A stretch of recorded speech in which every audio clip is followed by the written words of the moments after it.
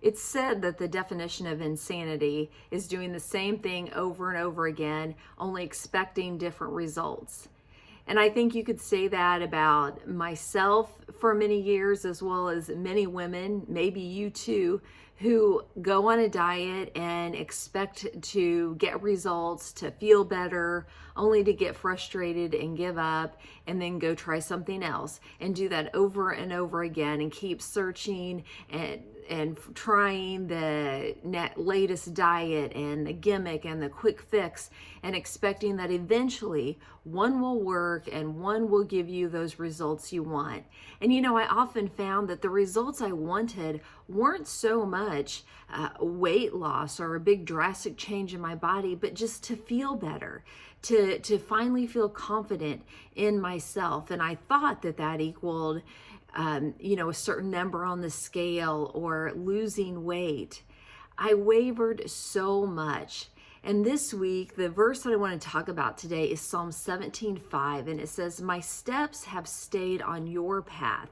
I have not wavered from following you."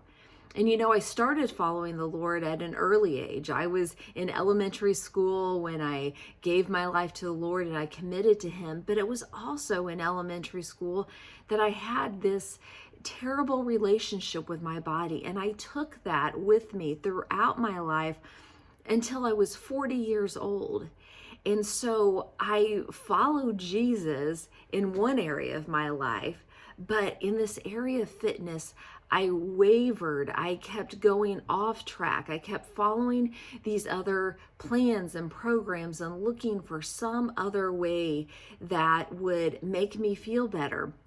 And I realized that I had to surrender it all to the Lord.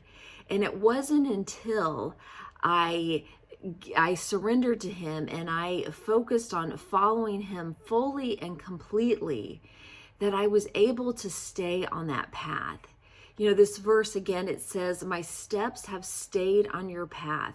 And once we get on that path and we commit to that path, then we won't waver.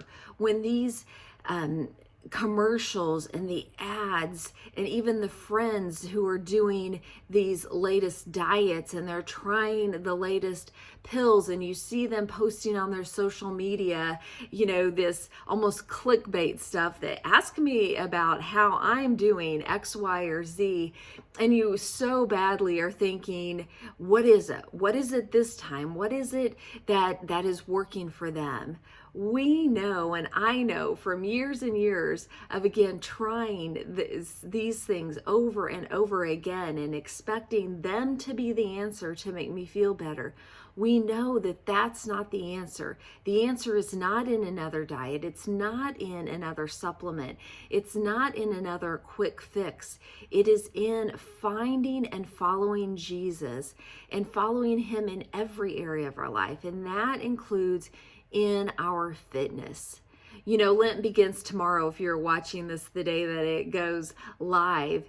And even if you're not, I want to encourage you to consider picking up 40 Days of Faith and Fitness. It's a devotional that is a result of an email series I sent out to women with scripture that I used in my journey and along the way of getting my feet firmly planted on the path that God wanted me to be on.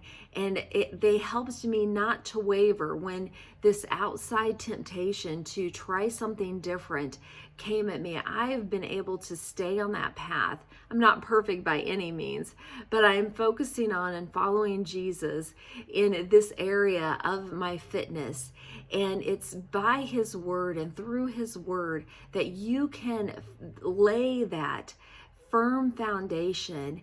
And so I share this book and I share 40 different scripture and talk about how you can apply that scripture to your fitness. So what a better time than to pick up something like that and start following Jesus in this area.